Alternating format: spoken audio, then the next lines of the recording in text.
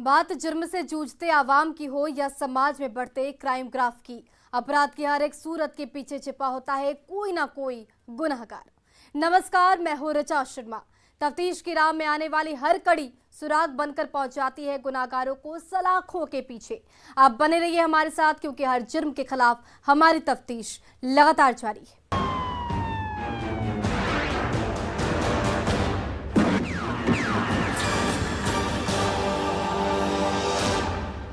लखीसराय जिले के हलसी थाना इलाके में पिछले 3 दिनों में 2 नौजवानों के कत्ल से पूरा गांव सहमा हुआ है।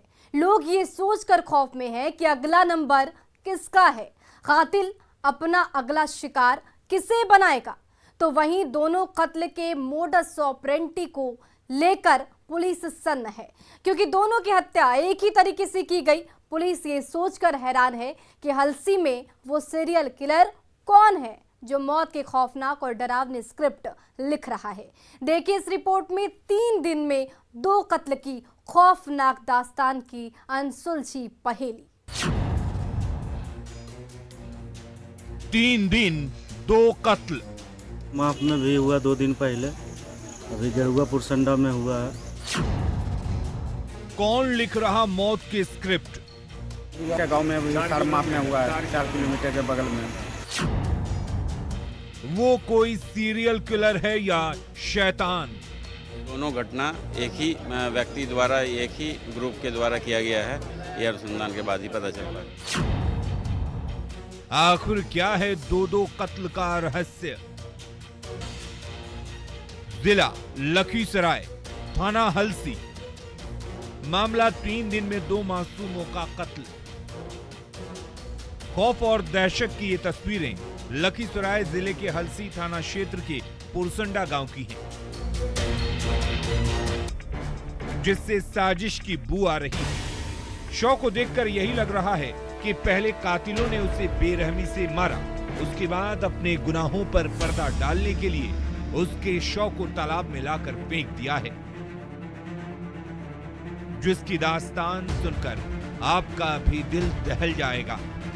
जैसे 3 दिनों में 2 कत्ल से गांव वाले सन्न हैं। जी हां, 30 जून 2022 को भी हलसी थाना क्षेत्र के साड़माफ में 11 साल के लड़के का बहियार में 8 फीट गड्ढे में शव मिला था। पुलिस इसकी गुत्थी अभी सुलझा भी नहीं पाई थी कि गेरुआ संडा का निवासी अमन कुमार की हत्या होने की जानकारी प्राप्त हुई है। पुलिस द्वारा तत्क्षण लाश को बरामद कर पोस्टमार्टम कराया गया है और ये घटना निश्चित तौर पे पुलिस के लिए चुनौती है। और इस तरह की घटनाएं पूर्व में भी हुई थी, जिसके लिए उद्भेदन के लिए हम लोग कार्य कर रहे हैं। लाठी से चापा हुआ है, गर्दन भी, छाती में चापा हुआ है, और ठोर भी कटा हुआ है, मुंह से ब्लेड फेंक रहा है, आँख में भी चोट है। हत्या है, मार के फेंक दिया पोखर तालाब में। माफ में भी हुआ 2 दिन पहले, अभी गेरुआ पुरसंडा में हुआ है। मनोज महतो का बेटा है, अमन कुमार, गेरुआ पुरसंडा का है। सही सुना आपने। हलसी थाना इलाके के पुरसंडा गांव के रहने वाले मनोज महतो का बेटा अमन, जिसकी उम्र 20 साल थी, वो 2 जुलाई की शाम करीब 5 बजे गांव से लगी। परिजन आसपास के इलाकों में खोजबीन करने लगे, लेकिन अमन का कोई सुराग नहीं मिला। लोगों को लगा कि अमन तालाब में तो नहीं डूब गया है।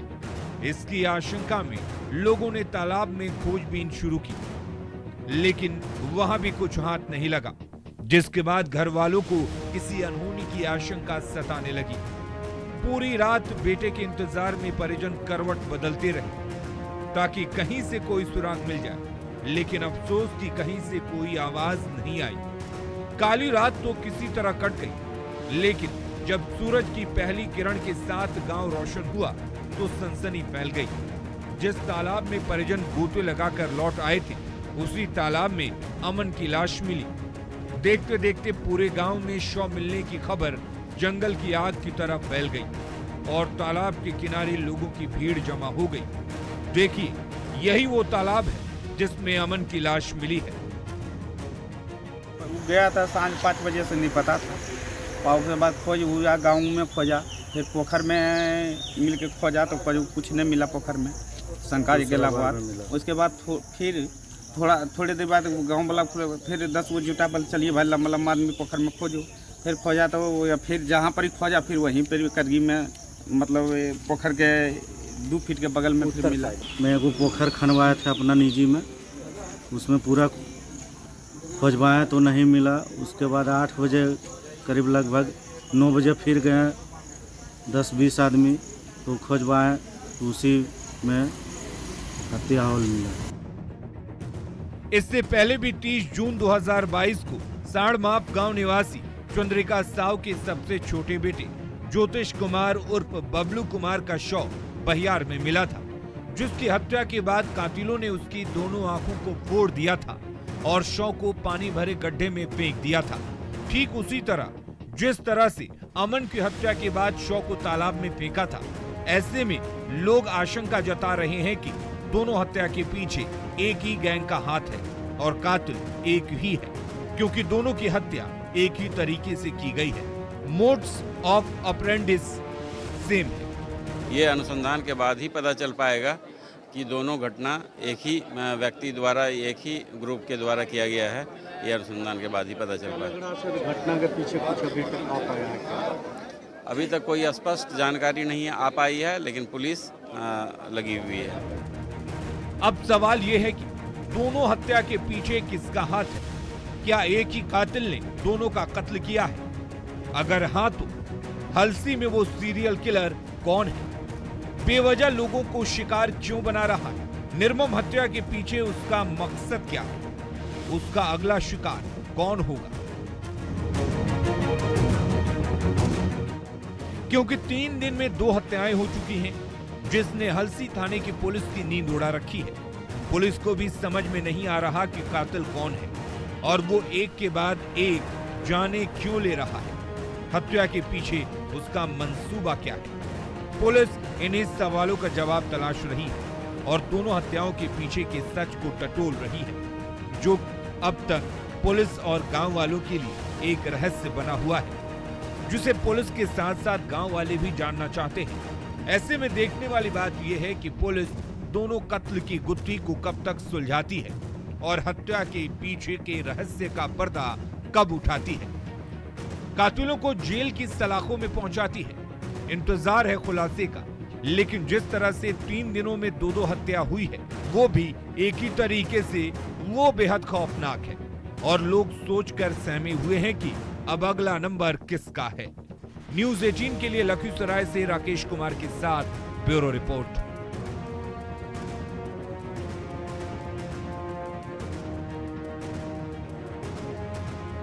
जब पड़ोसी पड़ोसी का दुश्मन बन जाए और पड़ोस में बैठकर साजिश की स्क्रिप्ट लिखने लगे तो अंजाम बुरा होना तय है।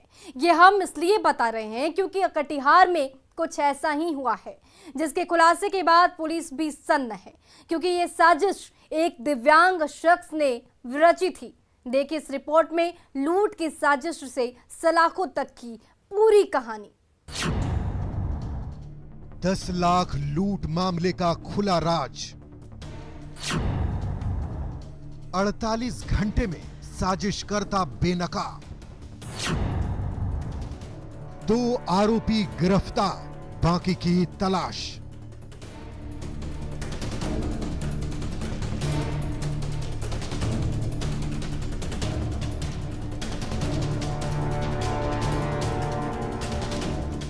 कटिहार जिले के अहमदाबाद थाने की पुलिस कस्टडी में हाथों में हथकड़ी लिए चल रहे इस दिव्यांग शख्स की कहानी सुनेंगे तो आप भी दांतों तले उंगलियां दबाने को मजबूर हो जाएंगे।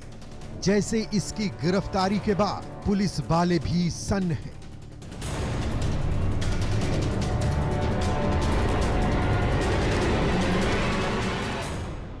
जी हां, ये शरीर भले ही दिव्यांग है, लेकिन दिल और दिमाग से एक शातिर अपराधी है जो साजिश रचता है और उसके गुर्गे उसे अंजाम तक पहुंचाते हैं। लेकिन इस बार इसका दांव उल्टा पड़ गया और पुलिस ने इसे इसके एक साथी के साथ दबोच लिया।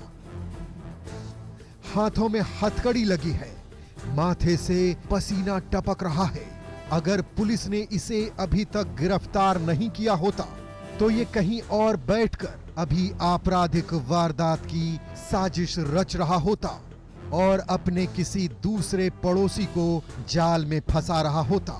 सुनिए पुलिस ने इसे किस जुर्म में गिरफ्तार किया है। गाड़ी से था वो लोग 6 आदमी था। वो लोग आगे से गाड़ी रोका हमारा, उसके बाद जो वो लोग अपना बैग ले लिया, मेरा छीन लिया। बैग में पैसा था 10 लाख के लमसम और लैपटॉप था और एक मोबाइल है उसमें और मार्फो था। CSP चलाते हैं। कहाँ से आ रहे थे? मनिहारी से आ रहे थे। प्लानिंग करने वाला है वो एक नरेश सिंह है। वो फिजिकली चैलेंज्ड है पर वो बहुत ही दिमाग का बहुत शातिर है।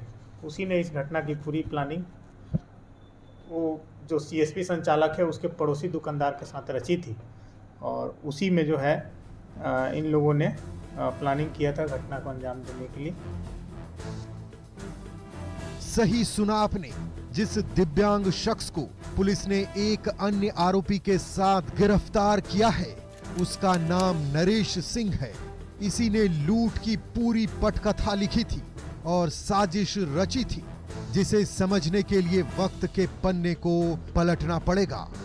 वो तारीख थी 1 जुलाई 2022।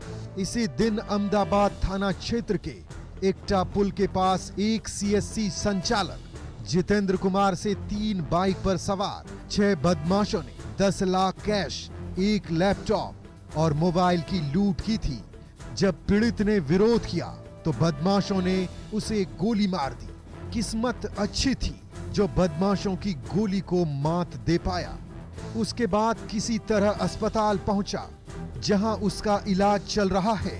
इतने में गोलीबारी और लूट की वारदात की खबर मिलते ही पुलिस भी अस्पताल पहुंच गई और पीड़ित के बयान पर मामला दर्ज कर तफ्तीश में जुट गई। शुरुआती दौर में पुलिस के लिए ये केस बिल्कुल ब्लाइंड था, लेकिन जैसे जैसे जांच की दिशा आगे बढ़ रही थी वैसे वैसे पुलिस भी साजिशकर्ता के गिरेबान तक पहुंच रही थी। इसी बीच पुलिस को लीड मिली और पुलिस ने सबसे पहले नरेश सिंह को अरेस्ट किया, जो पीड़िता का पड़ोसी है। जब पुलिस सख्ती से पूछताछ की तो उसने परत दर परत लूट और साजिश की पूरी कहानी बयां कर दी। उसके बाद पुलिस ने उसकी निशानदेही पर एक और आरोपी को गिरफ्तार किया जिसका नाम अमर सिंह है। पुलिस ने जब दोनों की तलाशी ली तो दोनों के पास से लूट का 4,34,000 कैश, 1 लैपटॉप, 2 बाइक, 1 मोबाइल और 1 देसी कट्टा मिला। पुलिस के सामने दोनों ने अपना जुर्म भी कबूल कर लिया है। साथ ही साथ लूट में शामिल अपने अन्य साथियों का भी नाम, पता और ठिकाना बता दिया, जिनकी गिरफ्तारी को लेकर पुलिस लगातार छापेमारी कर रही है।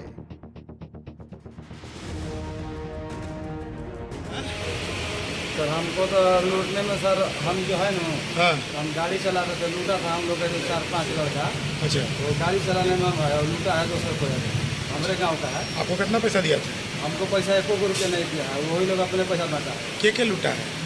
गब्बर सिंह है। 4,34,000 कैश है, जो सैमसंग मोबाइल था उसका लूटा गया वो है।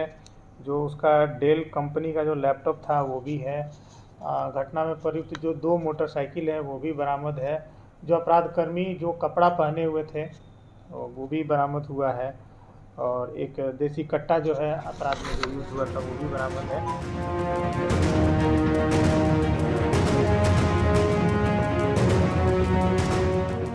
जब पुलिस ने दोनों से फिर से सख्ती से पूछताछ की तो पता चला कि लूट 10 लाख की नहीं बल्कि 5,80,000 रुपए की हुई थी, जबकि पीड़ित ने 10 लाख रुपए की लूट की बात कही थी। साथ ही साथ पुलिस को तफ्तीश में यह भी पता चला कि पीड़ित कोई CSP संचालक नहीं है, वो एक निजी व्यवसायी के यहाँ काम करता है और पैसे का कलेक्शन करता है। इसमें हम लोगों ने जांच किया तो ये CSP का बैंक का कोई पैसा नहीं था। ये एक यहाँ कटिहार के व्यवसायी हैं, उनका वो कलेक्शन करता था। तो ये बेसिकली उनका पैसा था। तो अपराध कर्मियों द्वारा बताया गया कि मात्र 5,80,00,000 रुपया ही बैग में था, जो बैग भी हम लोगों ने बरामद किया है, और उसमें से 4,34,000 हम लोगों ने बरामद किया है।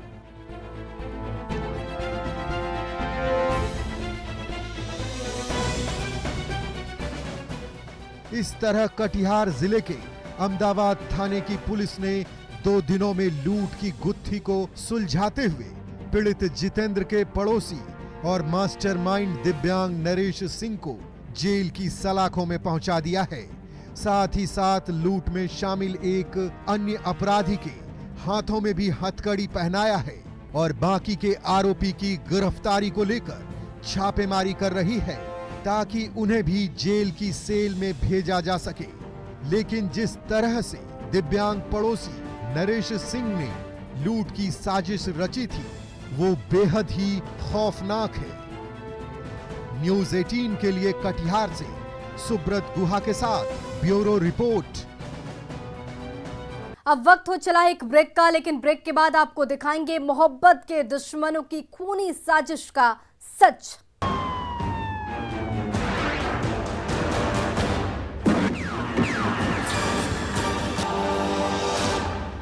ये इश्क नहीं आसा, बस इतना समझ लीजिए, एक आग का दरिया है और डूब कर जाना है। ये हम इसलिए बता रहे हैं क्योंकि गया में एक बाप ने बेटी के इश्क में जुर्म की ऐसी खौफनाक कहानी लिखी जिसकी दास्तान सुनकर हर कोई सन्न है। वो जेल की सेल में है। देखिए इस रिपोर्ट में प्यार के दुश्मनों की डरावनी कहानी का पूरा सच। बेटी के इश्क में बाप बना शैतान, शाह रात में रची खौफनाक साजिश, मोहब्बत की सजा दी मौत। तस्वीरों में दिख रही इस लड़की का नाम अर्चना कुमारी है, जो अपने ख्वाबों को जीना चाहती थी, पढ़ना चाहती थी, हर कामयाब लड़की की तरह मिसाल पेश करना चाहती थी। लेकिन इसकी एक गुनाह ने सब कुछ बर्बाद कर दिया, उसके ख्वाबों का गला घोट दिया, जिसकी तस्दीक खून से लथपथ पेट पर पड़ी उसकी लाश कर रही है। तफ्तीश करती पुलिस कर रही है और खामोश होकर खौफ भरी निगाहों से उस डरावने मंजर को देखती भीड़ कर रही है, जिसकी खूनी पटकथा किसी और ने नहीं बल्कि अर्चना के पिता ने खुद लिखी। वो इसलिए कि बेटी बाप के बगैर मर्जी के इश्क फरमा रही थी। हालांकि परिजन खुलकर कुछ नहीं बोल रहे हैं। आए ना तो देख रहे हैं कि यहाँ पड़ल है, खून माथा से टप टप गिर रहा है। रात्रि के समय और कौन कौन थे? बापे बेटी खाली। तो पिताजी ने क्या कहा?